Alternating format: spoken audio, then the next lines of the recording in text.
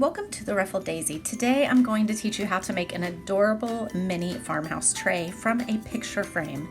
These are the items that I got: a picture frame, some wooden beads, some pearl sticky gems, and then just our glue, Mod Podge, and some napkins. I'm going to start by turning the picture frame over to make our tray. So we're actually going to be using the back side of the picture frame.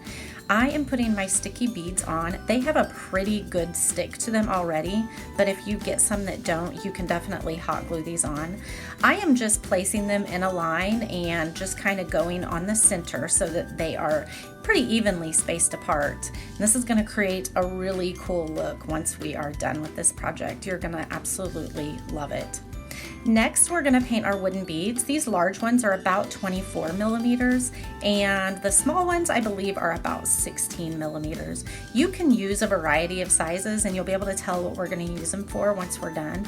But we're going to put a pretty good layer, a good coat on these to get them covered completely. For this, I am using a color called Pavement in Apple Barrel, which you can get from Walmart. Next, we're going to go back to our frame and we're going to paint the edges and the inside edge, just like you can see right here. And then we're going to do the top and we're going to cover up the beads. I know you're probably wondering, why are we covering up beautiful pearls? But it's really going to create a cool look once we are done. So once you have a really good coverage on here, you're going to want to let it dry a little bit, and then we're going to cut our napkin to size.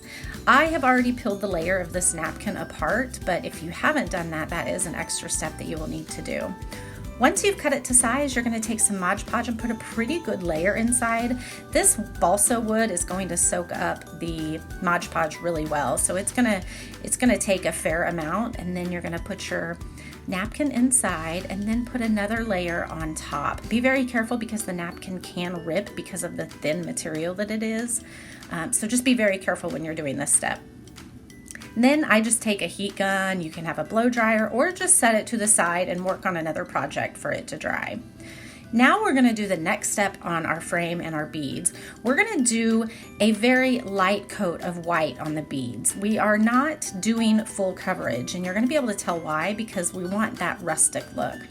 Now we're going to do it to the frame. So I painted all of the edges, and now I'm getting a little bit on the inside, but then the top where the beads are, we are going to cover that completely. We're going to be sanding down so that we get a distressed look. So make sure the top is covered completely, just like here. Once again, let it dry up, and then we will take some sandpaper, and that's what I'm doing, just knocking off a little bit on the edge and on top of the pearl beads. So you're going to be able to see some of that pavement gray color come through the white. Now we're going to take our wooden beads and glue them to the bottom with our feet. We're taking the large ones and gluing them on first, and then putting the small ones on, and they're just going to create the most adorable feet ever that kind of just make it truly fancy. What do you think? I love this farmhouse tray.